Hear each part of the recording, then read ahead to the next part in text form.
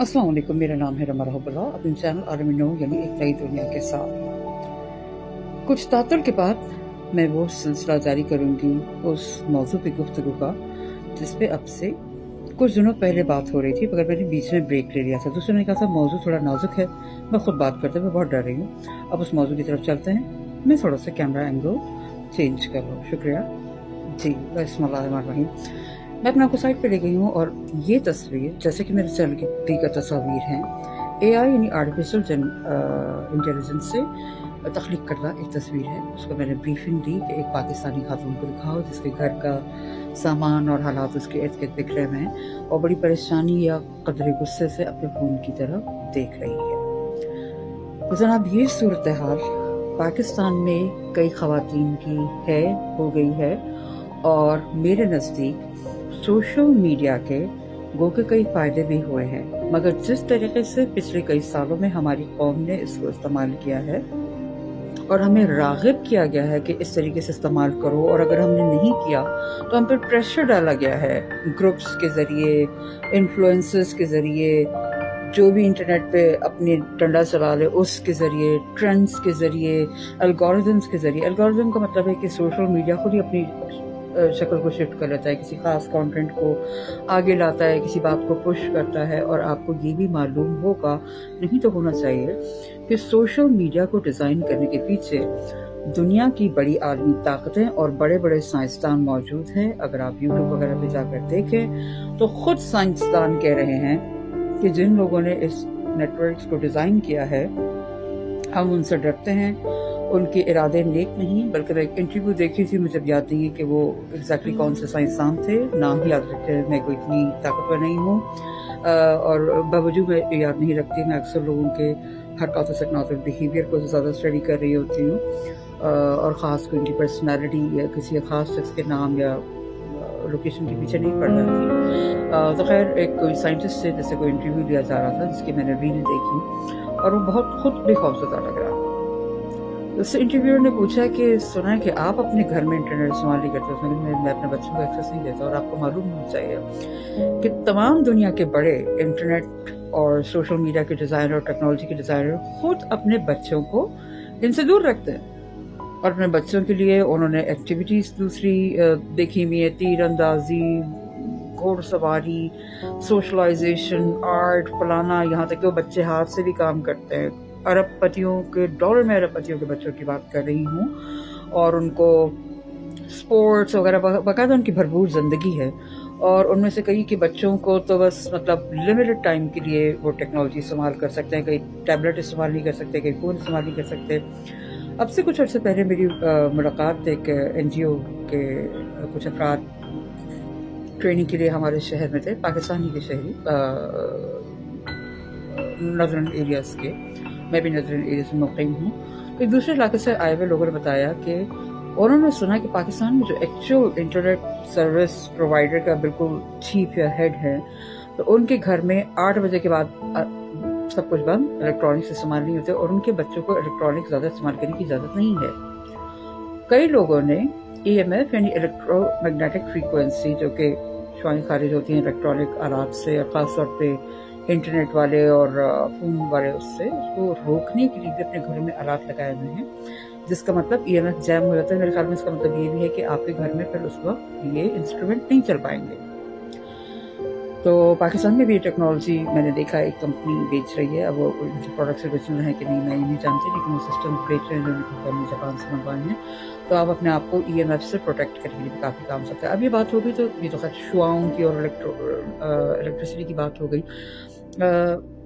पाकिस्तान में ख़वातीन कहीं की भी हो, शहरी हो, गाँव की हो, कबायली हो, तो उसमें गाँव मेरे ख्याल में किसी हद तक बेहतर है कि ख़वातीन की आपस में गुफ्तगू ज़रूर रहती है। शहर में लोगों को शख्सी आज़ादी हासिल है, लेकिन आपस में कम्युनिकेशन नहीं है। किसी के पास कोई आज़ादी है, किसी के पास कोई बेहतरी है, किसी के पास कोई कमी है, किसी के पास कुछ।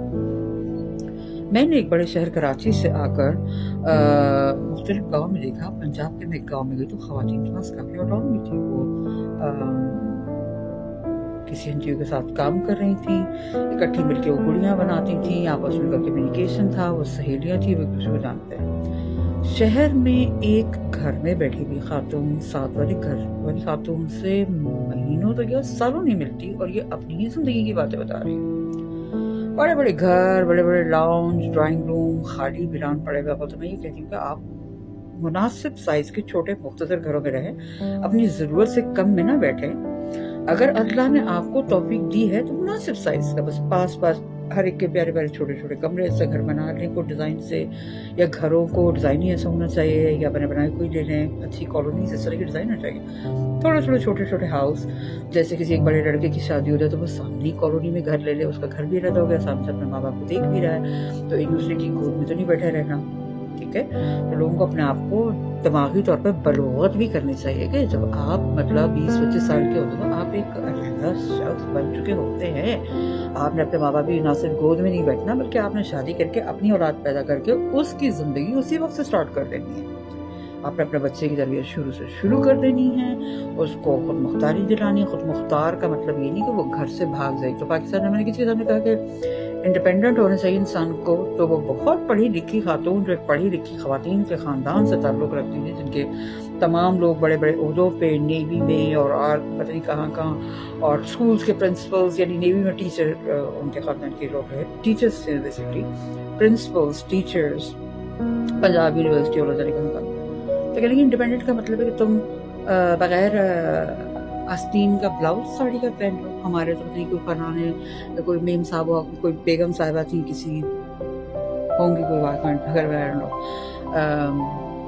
یا ایسے کسی نے پوش قسم کو پاکستان کے ٹاؤن سے، وہ تو جی بغیر آستین کا بلاؤز پہن کے یار کہاں انڈیپینڈنٹ اور کہاں بغیر آستین کا بلاؤز۔ آپ لوگ بات بھی کیا کرتے ہیں، اتنی پڑھی لکھی خاتون سے توقع نہیں، اس سے پہلے تو گاؤں کی خواتین، اگر ان کے سامنے انڈیپینڈنٹ کا لفظ بولو تو وہ فوراً سمجھ جائیں گی۔ کمیٹی ڈالنا ہے، اپنے بچوں کے لیے سیونگ کرنا ہے، اور اپنا خود اگا کے کھانا ہے۔ اور جس طرح میں بھی شمالی علاقہ جات میں ہوں، تو یہاں سے انڈیپینڈنس کا بہت ہی اچھا کانسیپٹ ہے۔ آپ اپنے فارمنگ کر رہے ہیں، آپ اپنی پروڈکٹ کی ویلیو ایڈیشن بنا رہے ہیں، آپ کرافٹس بنا رہے ہیں، انٹرنیشنلی کنیکٹڈ بھی۔ تو ہمیشہ سے ہم دور میں یہاں آنے سے پہلے سے جانتی ہوں کہ آپ لوگ کتنے اچھے، کیونکہ کبھی کبھار ایگزیبیشن میں سامنے آئے، جس میں انٹرنیٹ کا مطالعہ تو 1998 سے کر رہی ہوں، اور مجھے ویب سائٹس اس زمانے میں بہت کم ہوا کرتی تھیں، تو جو بھی اداروں نے اپنی ویب سائٹ بہت شروع سے بنائی مجھے سامنے آتی رہتی تھی۔